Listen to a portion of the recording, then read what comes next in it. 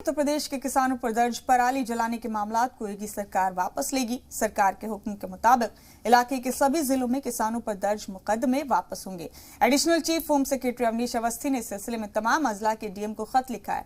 खत में कहा है कि उत्तर प्रदेश सरकार किसानों की बेहतरी के लिए पुरअज़्म है। साथ ही सरकार यकीन करती है कि किसान बगैर किसी परेशानी और डर के मुसलसल रियासत की मईशत में अपना अहम किरदार निभाते रहें। आप बता दें कि हाल ही में उत्तर प्रदेश के सीएम योगी आदित्यनाथ ने कहा था कि पराली जलाने के इल्जाम में किसानों पर दर्ज मुकदमे वापस लेने और जुर्माना खत्म करने के फैसले पर उनकी सरकार गौर कर रही है, जिसके बाद ये फैसला लिया गया है।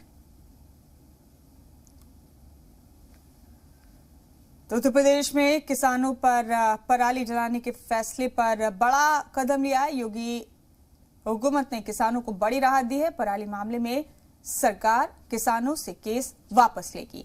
ये बड़ा अपडेट दे रहे हैं आपको उत्तर प्रदेश से।